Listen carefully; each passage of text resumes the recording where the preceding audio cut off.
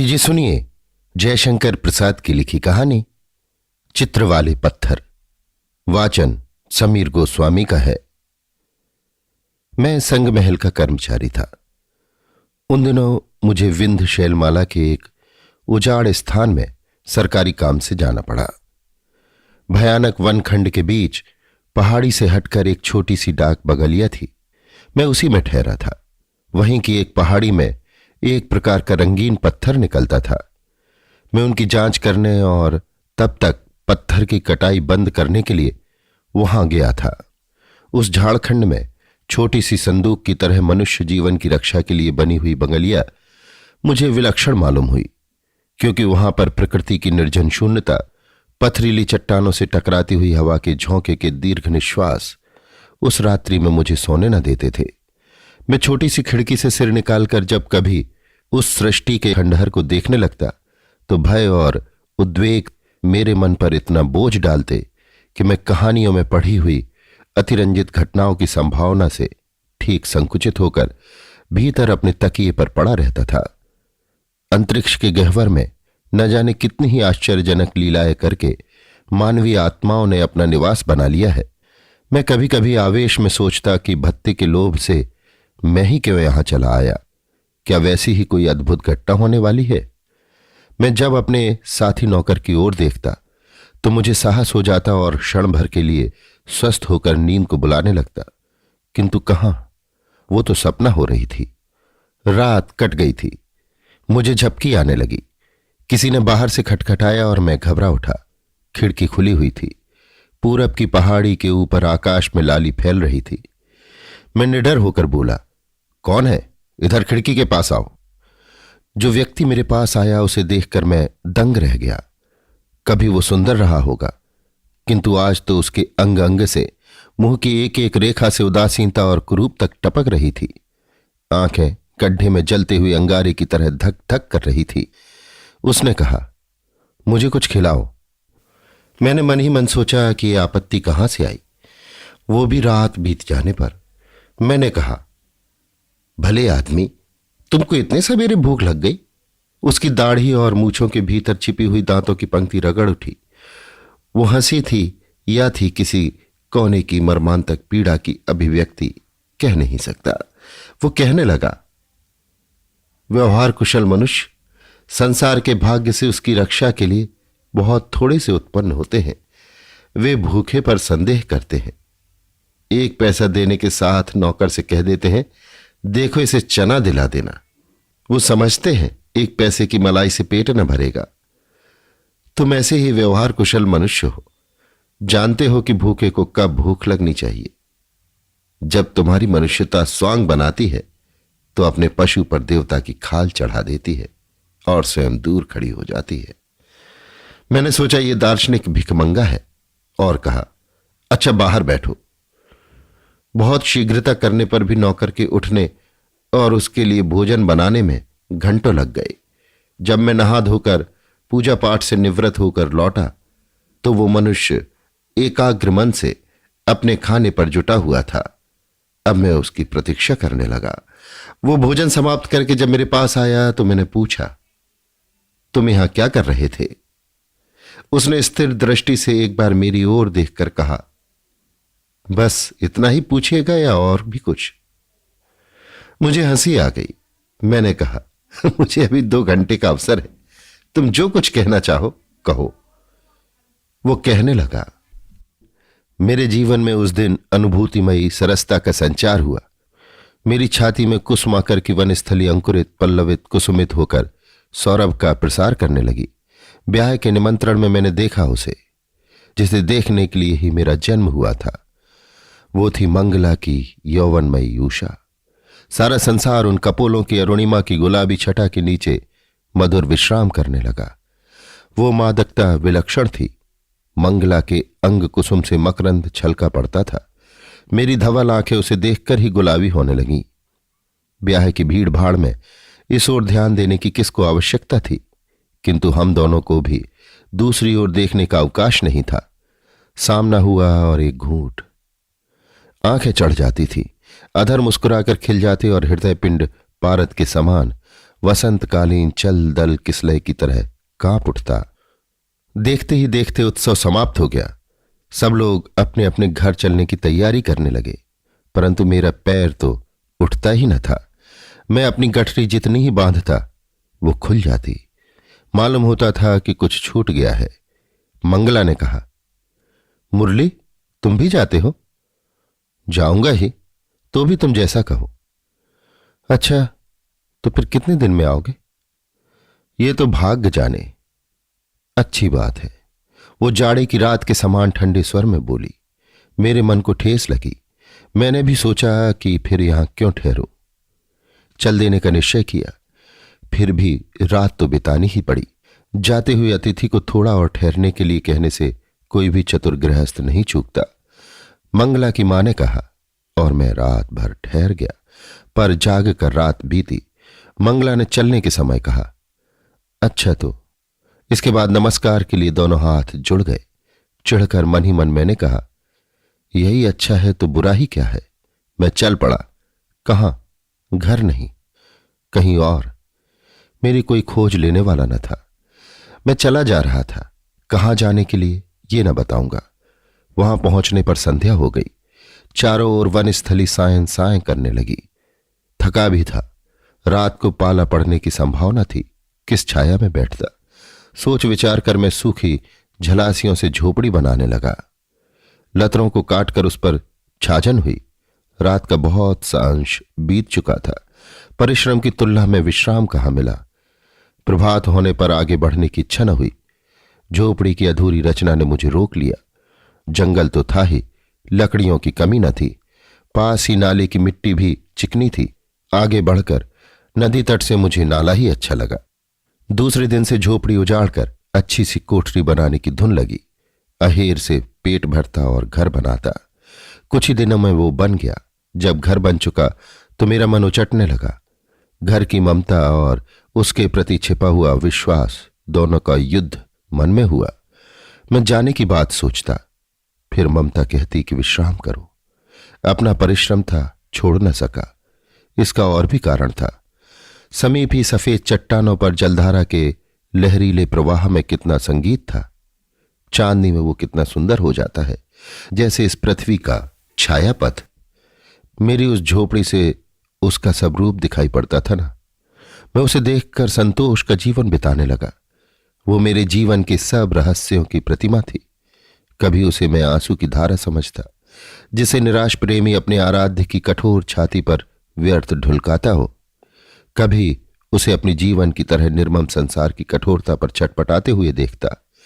दूसरे का दुख देखकर मनुष्य को संतोष होता ही है। मैं भी वहीं पड़ा जीवन बिताने लगा। कभी सोचता कि मैं क्यों पागल हो गया। उस स्त्री के सौंदर्य ने क्यों अपना प्रभाव मेरे हृदय पर जमा लिया। विधवा मंगला, वो गरल है या अमृत? अमृत है तो उसमें इतनी ज्वाला क्यों है? ज्वाला है तो मैं जल क्यों नहीं गया? यौवन का विनोद, सौंदर्य की भ्रांति, वो क्या है? मेरा यही स्वाध्याय हो गया। शरद की पूर्णिमा में बहुत से लोग उस सुंदर दृश्य को देखने के लिए दूर दूर से आते। युवती और युवकों के रहस्यालाप करते हुए जोड़े, मित्रों की मंडलियां, परिवारों का दल, उनके आनंद कोलाहल को मैं उदास होकर देखता। डाह होती, जलन होती, तृष्णा जग जाती। मैं उस रमणीय दृश्य का उपयोग न करके पलकों को दबा लेता, कानों को बंद कर लेता। क्यों? मंगला नहीं। और क्या एक दिन के लिए, एक क्षण के लिए मैं उस सुख का अधिकारी नहीं? विधाता का अभिशाप। मैं सोचता, अच्छा दूसरों के ही साथ कभी वो शरद पूर्णिमा के दृश्य को देखने के लिए क्यों नहीं आई? क्या वो जानती कि मैं यहीं हूं? मैंने भी पूर्णिमा के दिन वहां जाना छोड़ दिया। और लोग जब वहां जाते मैं न जाता। मैं रूठता था। ये मूर्खता थी मेरी। वहां किससे मान करता था मैं? उस दिन मैं नदी की ओर न जाने क्यों आकृष्ट हुआ। मेरी नींद खुल गई थी। चांदनी रात का सवेरा था। अभी चंद्रमा में फीका प्रकाश था। मैं वन स्थली की रहस्यमयी छाया को देखता हुआ नाले के किनारे किनारे चलने लगा। नदी के संगम पर पहुंचकर सहसा एक जगह रुक गया। देखा कि वहां एक स्त्री और पुरुष शिला पर सो रहे हैं। वहां तक तो घूमने वाले आते नहीं। मुझे कुतूहल हुआ। मैं वहीं स्नान करने के बहाने रुक गया। आलोक की किरणों से आंखें खुल गईं। स्त्री ने गर्दन घुमाकर धारा की ओर देखा। मैं सन्न रह गया। उसकी धोती साधारण और मैली थी। सिरहाने एक छोटी सी पोटली थी। पुरुष अभी सो रहा था। मेरी उसकी आंखें मिल गईं। मैंने तो पहचान लिया कि वो मंगला थी, और उसने नहीं। उसे भ्रांति बनी रही। वो सिमट कर बैठ गई और मैं उसे जानकर भी अनजान बनते हुए देखकर मन ही मन कुढ़ गया। मैं धीरे धीरे ऊपर चढ़ने लगा। सुनिए तो। मैंने घूम कर देखा कि मंगला पुकार रही है। वो पुरुष भी उठ बैठा। मैं वहीं खड़ा रह गया। कुछ बोलने पर भी मैं प्रश्न की प्रतीक्षा में यथास्थित रह गया। मंगला ने कहा, महाशय, कहीं रहने की जगह मिलेगी? महाशय? हैं? तो सचमुच मंगला ने मुझे नहीं पहचाना क्या? चलो अच्छा हुआ। मेरा चित्र भी बदल गया था। एकांतवास करते हुए और कठोर जीवन बिताते हुए जो रेखाएं बन गई थी वो मेरे मन अनुकूल ही हुई। मन में क्रोध हो मड़ रहा था। गला भर्राने लगा था। मैंने कहा, जंगल में क्या आप कोई धर्मशाला खोज रही हैं? वो कठोर व्यंग्य था। मंगला ने घायल होकर कहा, नहीं, कोई गुफा, कोई झोपड़ी महाशय। धर्मशाला खोजने के लिए जंगल में क्यों आती? पुरुष कुछ कठोरता से सजग हो रहा था, किंतु मैंने उसकी ओर न देखते हुए कहा, झोपड़ी तो मेरी है। यदि विश्राम करना हो तो वहीं थोड़ी देर के लिए जगह मिल जाएगी। थोड़ी देर के लिए सही। मंगला, उठो। क्या सोच रही हो? देखो, रात भर यहां पड़े पड़े मेरी सब नसें अकड़ गई हैं। पुरुष ने कहा। मैंने देखा कि वो कोई सुखी परिवार के प्यार में पला हुआ युवक है, परंतु उसका रंग रूप नष्ट हो गया है। कष्टों के कारण उसमें एक कटुता आ गई है। मैंने कहा, तो फिर चलो भाई। दोनों मेरे पीछे पीछे चलकर झोपड़ी में पहुंचे। मंगला मुझे पहचान सकी कि नहीं, कह नहीं सकता। कितने बरस बीत गए। 4-5 दिनों की देखा देखी। संभवतः मेरा चित्र उसकी आंखों में उतरते उतरते किसी और छवि ने अपना आसन जमा लिया हो, किंतु मैं कैसे भूल सकता था। घर पर और कोई था ही नहीं। जीवन जब किसी स्नेह छाया की खोज में आगे बढ़ा तो मंगला का हरा भरा यौवन और सौंदर्य दिखाई पड़ा। वहीं रम गया। मैं भावना के अतिवाद में पड़कर निराश व्यक्ति सा वैरागी बन गया था। उसी के लिए ये मेरी भूल हो, पर मैं तो उसे स्वीकार कर चुका था। हां, तो वो बाल विधवा मंगला ही थी। और पुरुष, वो कौन है? यही मैं सोचता हुआ झोपड़ी के बाहर साखू की छाया में बैठा हुआ था। झोपड़ी में दोनों विश्राम कर रहे थे। उन लोगों ने नहा धोकर कुछ जल पीकर सोना आरंभ किया। सोने की होड़ लग रही थी। वे इतने थके थे कि दिन भर उठने का नाम नहीं लिया। मैं दूसरे दिन का धरा हुआ नमक लगा मांस का टुकड़ा निकालकर आग पर सेंकने की तैयारी में लगा, क्योंकि अब दिन ढल रहा था। मैं अपने तीर से आज एक पक्षी मार सका था। सोचा कि ये लोग भी कुछ मांग बैठे, तब क्या दूंगा। मन में तो रोष की मात्रा कुछ न थी। फिर भी वो मंगला थी ना। कभी जो भूले भटके पथिक उधर से आ निकले, उनसे नमक और आटा मिल जाता था। मेरी झोपड़ी में रात बिताने का किराया देकर लोग जाते। मुझे भी लालच लगा था। अच्छा, जाने दीजिए। वहां उस दिन जो कुछ बचा था वो सब लेकर बैठा मैं भोजन बनाने। मैं अपने पर झुंझलाता भी था और उन लोगों के लिए भोजन भी बनाता जाता था। विरोध के सहस्त्र फड़ों की छाया में न जाने दुलार कब से सो रहा था। वो जग पड़ा। जब सूर्य उन धवल शिलाओं पर बहती हुई जलधारा को लाल बनाने लगा था, तब उन लोगों की आंखें खुली। मंगला ने मेरी सुलगाई हुई आग की शिखा को देखकर कहा, आप क्या बना रहे हैं? भोजन? तो क्या यहां पास में कुछ मिल सकेगा? मैंने सिर हिलाकर नहीं कहा। न जाने क्यों पुरुष अभी अंगड़ाई ले रहा था। उसने कहा, तब क्या होगा मंगला? मंगला हताश होकर बोली, क्या करूं? मैंने कहा, इसी में जो कुछ हटे बटे वो खा पी कर आज आप लोग विश्राम कीजिए ना। पुरुष निकल आया। उसने सिकी हुई बाटियां और मांस के टुकड़ों को देखकर कहा, तब और चाहिए क्या? मैं तो आपको धन्यवाद ही दूंगा। मंगला जैसे व्यथित होकर अपने साथी को देखने लगी। उसकी ये बात उसे अच्छी न लगी, किंतु अब वो दुविधा में पड़ गई। वो चुपचाप खड़ी रही। पुरुष ने झिड़क कर कहा, तो आओ मंगला, मेरा अंग अंग टूट रहा है। देखो तो बोतली में आज भर के लिए तो बची है। जलती हुई आग के धुंधले प्रकाश में वन भोज का प्रसंग छिड़ा। सभी बातों पर मुझसे पूछा गया, पर शराब के लिए नहीं। मंगला को भी थोड़ी सी मिली। मैं आश्चर्य से देख रहा था। मंगला का वो प्रगल्भ आचरण और पुरुष का निश्चिंत शासन, दासी की तरह वो प्रत्येक बात मान लेने के लिए प्रस्तुत थी, और मैं तो जैसे किसी अद्भुत स्थिति में अपनेपन को भूल चुका था। क्रोध, क्षोभ और डाह सब जैसे मित्र बनने लगे थे। मन में एक विनीत प्यार नहीं, आज्ञाकारिता सी जग गई थी। पुरुष ने डटकर भोजन किया, तब एक बार मेरी ओर देखकर डकार ली। वही मानो मेरे लिए धन्यवाद था। मैं कुढ़ता हुआ भी वहीं साखू के नीचे आसन लगाने की बात सोचने लगा, और पुरुष के साथ मंगला गहरी अंधियारी होने के पहले ही झोपड़ी में चली गई। मैं बुझती हुई आग को सुलगाने लगा। मन ही मन सोच रहा था, कल ही इन लोगों को यहां से चले जाना चाहिए, नहीं तो फिर नींद आ चली। रजनी की निस्तब्धता, टकराती हुई लहरों का कल्लाद विस्मृति में गीत की तरह कानों में गूंजने लगा। दूसरे दिन मुझ में कोई कटता का नाम नहीं, झिड़कने का साहस नहीं। आज्ञाकारी दास के समान मैं सविनय उनके सामने खड़ा हुआ। महाशय, कई मील तो जाना पड़ेगा, परंतु थोड़ा सा कष्ट कीजिए ना, कुछ सामान खरीद लाइए आज। मंगला को अधिक कहने का अवसर न देकर मैं उसके हाथ से रुपया लेकर चल पड़ा। मुझे नौकर बनने में सुख प्रतीत हुआ, और लीजिए, मैं उसी दिन से उनके आज्ञाकारी भृत्य की तरह अहेर कर लाता, मछली मारता, एक नाव पर जाकर दूर बाजार से आवश्यक सामग्री खरीद लाता। हां, उस पुरुष को मदरा नित्य चाहिए, मैं उसका भी प्रबंध करता, और ये सब प्रसन्नता के साथ। मनुष्य को जीवन में कुछ न कुछ काम करना चाहिए। वो मुझे मिल गया था। मैंने देखते देखते एक छोटा सा छप्पर अलग डाल दिया। प्याज, मेवा, जंगली शहद और फल फूल सब जुटाता रहता। ये मेरा परिवर्तन निर्लिप्त भाव से मेरी आत्मा ने ग्रहण कर लिया। मंगला की उपासना थी। कई महीने बीत गए, किंतु छविनाथ यही उस पुरुष का नाम था। कुभोजन करके मदरा पिए पड़े रहने के अतिरिक्त कोई काम नहीं। मंगला की गांठ खाली हो चली। जो 10-20 रुपए थे वो सब खर्च हो गए, परंतु छविनाथ की आनंद निद्रा टूटी नहीं। वो निरंकुश स्वच्छ पान भोजन में संतुष्ट व्यक्ति था। मंगला इधर कई दिनों से घबराई हुई दिखती थी, परंतु मैं चुपचाप अपनी उपासना में निरत था। एक सुंदर चांदनी रात थी। सर्दी पड़ने लगी।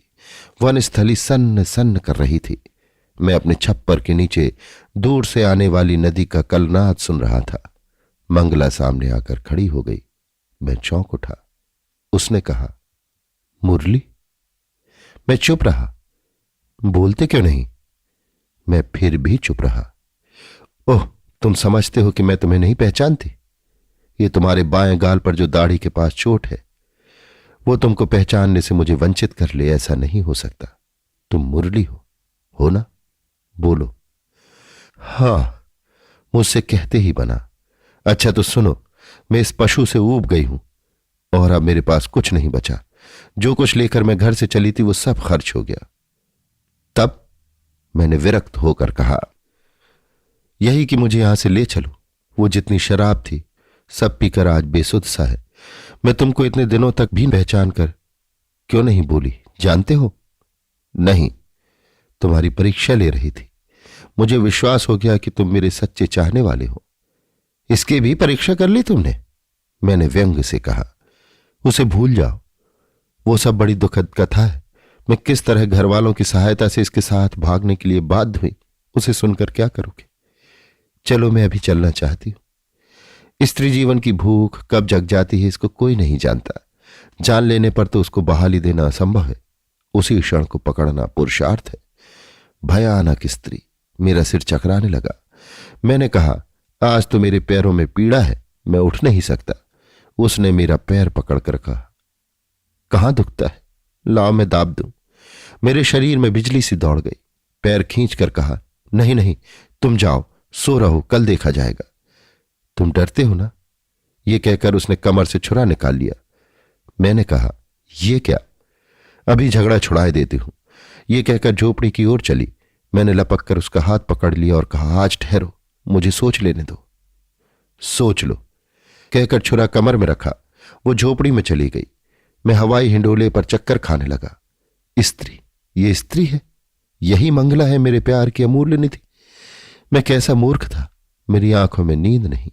सवेरा होने के पहले ही जब दोनों सो रहे थे, मैं अपने पथ पर दूर भागा जा रहा था। कई बरस के बाद जब मेरा मन उस भावना को भूल चुका था, तो धुली हुई शिला के समान स्वच्छ हो गया। मैं उसी पथ से लौटा, नाले के पास नदी की धारा के समीप खड़ा होकर देखने लगा। वो अभी उसी तरह शिलाशैया पर छटपटा रही थी। हाँ, कुछ व्याकुलता बढ़ सी गई थी। वहां बहुत से पत्थर के छोटे छोटे टुकड़े लुढ़कते हुए दिखाई पड़े, जो घिसकर अनेक आकृति के धारण कर चुके थे। स्रोत से कुछ ऐसा परिवर्तन हुआ होगा। उनमें रंगीन चित्रों की छाया दिखाई पड़ी। मैंने कुछ बटोर कर उनकी विचित्रता देखी, कुछ पास भी रख लिए, फिर ऊपर चला। अकस्मात वहीं पर जा पहुंचा जहां पर मेरी झोपड़ी थी। उसकी सब कड़ियां बिखर गई थी। एक लकड़ी के टुकड़े पर लोहे की नोक से लिखा था, देवता छाया बना देते हैं, मनुष्य उसमें रहता है, और मुझसे राक्षसी उसमें आश्रय पाकर भी उसे उजाड़ कर ही फेंकती है। क्या यह मंगला का लिखा हुआ है? क्षण भर के लिए सब बात स्मरण हो आई। मैं नाले में उतरने लगा। वहीं पर यह पत्थर मिला। देखते हैं ना बाबूजी, इतना कहकर मुरली ने एक बड़ा सा और कुछ छोटे छोटे पत्थर सामने रख दिए। वो फिर कहने लगा, इसे घिसकर और भी साफ किए जाने पर वही चित्र दिखाई दे रहा है। एक स्त्री की धुंधली आकृति, राक्षसी सी। ये देखिए, छुरा है हाथ में, और वो साकू का पेड़, और ये हूं मैं। थोड़ा सा ही मेरे शरीर का भाग इसमें आ सका है। ये मेरी जीवनी का आंशिक चित्र है। मनुष्य का हृदय न जाने किस सामग्री से बना है। वो जन्म जन्मांतर की बात स्मरण कर सकता है और एक क्षण में सब भूल सकता है, किंतु जड़ पत्थर, उस पर तो जो रेखा बन गई सो बन गई। वो कोई क्षण होता होगा जिसमें अंतरिक्ष निवासी कोई नक्षत्र अपनी अंतर्भेदनी दृष्टि से देखता होगा और अपने अदृश्य करों से शून्य में से रंग आहरण करके वो चित्र बना देता है। इसे जितना घिसिए रेखाएं साफ होकर निकलेंगी। मैं भूल गया था, इसने मुझे स्मरण करा दिया। अब मैं इसे आपको देकर वो बात एक बार फिर भूल जाना चाहता हूं। छोटे पत्थरों से तो आप बटन इत्यादि बनाइए, पर यह बड़ा पत्थर आपकी चांदी की पान वाली डिबिया पर ठीक बैठ जाएगा। ये मेरी भेंट है। इसे आप लेकर मेरे मन का बोझ हल्का कर दीजिए। मैं कहानी सुनने में तल्लीन हो रहा था और वो मुरली धीरे से मेरी आंखों के सामने से खिसक गया। मेरे सामने उसके दिए हुए चित्र वाले पत्थर बिखरे पड़े रह गए। उस दिन जितने लोग आए, मैंने उन्हें उन पत्थरों को दिखलाया और पूछा, ये कहाँ मिलते हैं? किसी ने कुछ ठीक ठीक नहीं बतलाया। मैं कुछ काम न कर सका, मन उचट गया था। तीसरे पहर कुछ दूर घूमकर जब लौट आया तो देखा कि एक स्त्री मेरी बंगलिया के पास खड़ी है। उसका अस्त व्यस्त भाव, उन्मत्त सी तीव्र आंखें देखकर मुझे डर लगा। मैंने कहा, क्या है? उसने कुछ मांगने के लिए हाथ फैला दिया। मैंने कहा, भूखी हो क्या? भीतर आओ। वो भयाकुल और सशंक दृष्टि से मुझे देखती लौट पड़ी। मैंने कहा, लेती जाओ, किंतु वो कब सुनने वाली थी। चित्र वाला पत्थर सामने दिखाई पड़ा। मुझे तुरंत ही स्त्री की आकृति का ध्यान हुआ, किंतु जब तक उसे खोजने के लिए नौकर जाए, वो पहाड़ियों की संध्या की उदास छाया में छिप गई थी। अभी आप सुन रहे थे जयशंकर प्रसाद की लिखी कहानी चित्र वाले पत्थर। वाचन समीर गोस्वामी का था।